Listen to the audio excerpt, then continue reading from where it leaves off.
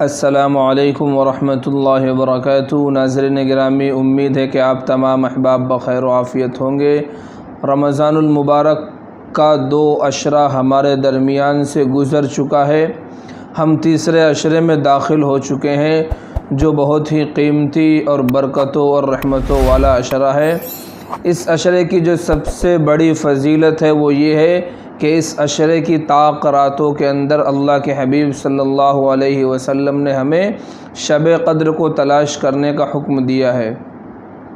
عام طور پہ ہم نے دیکھا ہوگا کہ ہمارے معاشرے میں یہ ایک غلط فہمی رائج ہو چکی ہے کہ لوگ 27 رمضان المبارک کو شب قدر سمجھے ہوئے ہیں اور صرف 27 رمضان المبارک کو ہی جاگ کر عبادت کرتے ہیں۔ اس کے علاوہ اور جو دوسری طاق راتیں ہیں اس میں بالکل بھی تلاوت اور عبادات کا اہتمام نہیں کرتے، جبکہ اللہ کے حبیب صلی اللہ تعالی علیہ وسلم نے فرمایا کہ رمضان المبارک کے اخیر عشرے کی طاق راتوں میں شب قدر کو تلاش کرو۔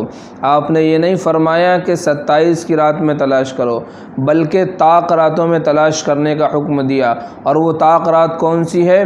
21 رمضان، 23 رمضان کی رات، 25 رمضان کی رات، 27 رمضان کی رات اور 29 رمضان کی رات۔ ان طاق راتوں میں سے کسی بھی ایک رات کو ہم مس نہ کریں۔ ہم صرف 27 رمضان المبارک پر بھروسہ کر کے نہ بیٹھ جائے کہ یہی شب قدر کی رات ہے، بلکہ 21 رمضان کی رات کو بھی ہم جاگے، 23 رمضان کی رات کو بھی ہم جاگے، 25 رمضان کی رات کو بھی ہم جاگے، 27 رمضان کی رات کو بھی ہم جاگے اور 29 رمضان کی رات کو بھی ہم جاگے۔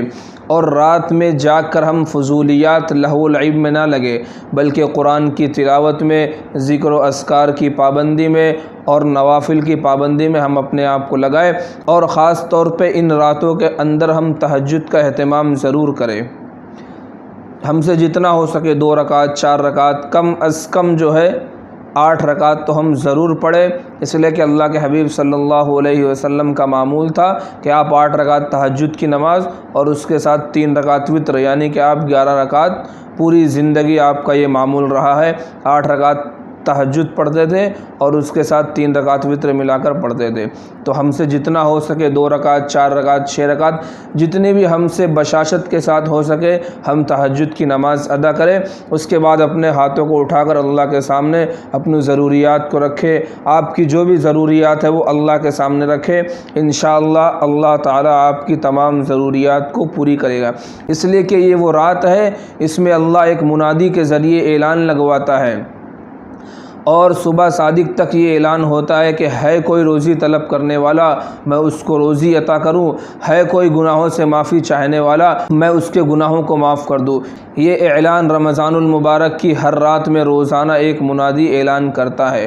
تو ہم تہجد کی نماز کے بعد دعاؤں کا اہتمام ضرور کریں، اور شب قدر کی سب سے اہم دعا وہ ہے جو اللہ کے حبیب صلی اللہ تعالی علیہ وسلم نے اماں عائشہ رضی اللہ تعالی عنہا کو سکھائی تھی۔ جب اماں عائشہ رضی اللہ تعالی عنہا نے پوچھا کہ یا رسول اللہ، اگر مجھے شب قدر حاصل ہو جائے، اگر مجھے شب قدر مل جائے تو میں کیا پڑھوں؟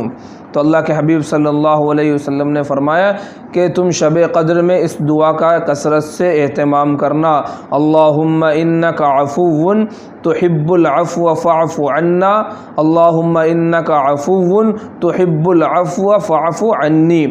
تو رمضان کا یہ اخیر عشرہ چل رہا ہے، ہم اس دعا کے پڑھنے کا کثرت سے اہتمام کریں، اس لیے کہ یہ دعا اتنی اہم ہے اور اتنی جامع ہے۔ آپ اس کے ترجمے پر غور کریں کہ بندہ اللہ سے کیا کہہ رہا ہے، اللہم انک عفو، کہ اللہ تو ہی معاف کرنے والا ہے، تیرے علاوہ کوئی نہیں ہے جو ہمارے گناہوں کو معاف کرے، تحب العفو، اور تو معافی مانگنے کو پسند کرتا ہے اور تو معافی کو پسند کرتا ہے، فاعف عنا، اس لیے تو ہمارے گناہوں کو معاف فرما، ہماری خطاؤں کو معاف فرما۔ تو ناظرین گرامی، رمضان المبارک کا یہ اخیر عشرہ چل رہا ہے اور چند ایام بچے ہیں، پتہ نہیں اگلا رمضان ہمیں نصیب ہو یا نہ ہو، اس لیے جتنی زیادہ سے زیادہ ہم عبادت کر سکتے ہیں ان طاق راتوں میں، اور رمضان المبارک کے جو بقیہ ایام بچے ہیں ان راتوں میں ہم زیادہ سے زیادہ تلاوت کا، ذکر و اذکار کا، دعاؤں کا اہتمام کریں۔ اللہ تبارک و تعالی ہم تمام کو ان باتوں پر عمل کرنے کی توفیق نصیب فرمائے۔